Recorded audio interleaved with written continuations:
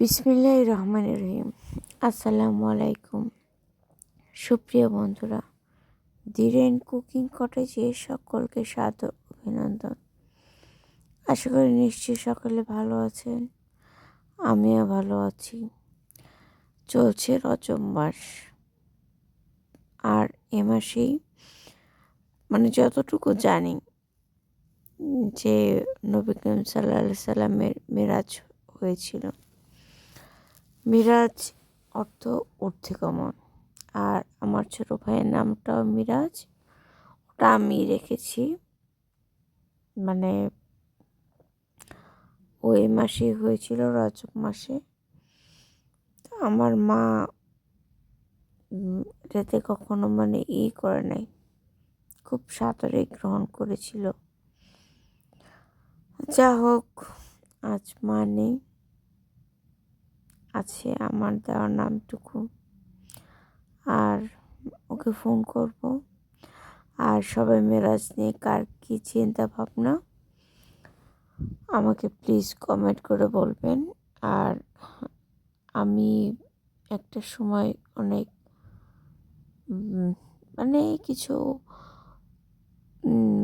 ভ্রান্ত মেনটেন করতাম, ভ্রান্ত মাসালা, কত বোকা ছিলাম।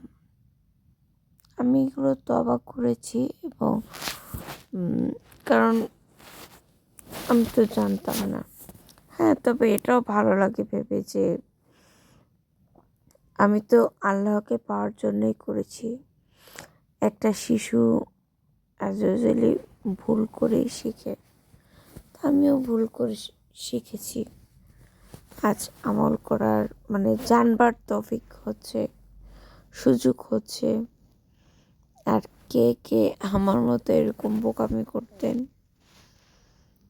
অবশ্যই বলতেই পারেন, না বললেও কোনো সমস্যা নেই। তবে হ্যাঁ, একটা সময় অনেক বোকামি করেছি, এগুলো বলে কয়ে শেষ করার মতো না। এখন মনে মনে ভাবলে হাসি পায়, তবে ভালোও লাগে।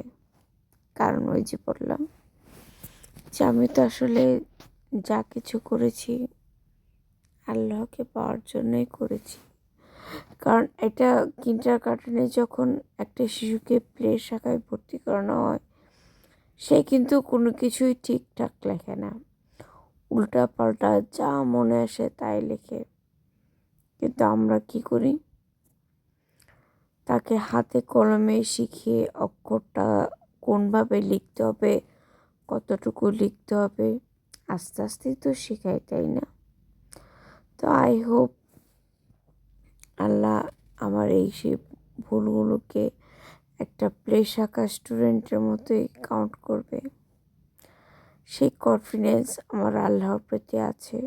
তাই আমি বেশি বেশি ইস্তিগফার পড়ি, দুরূদ পড়ি। কারা কারা আমার সাথে একমত কমেন্ট করবেন, কেমন? So enjoy yourself, be happy and stay with peace. জাযাকাল্লাহ খায়ের।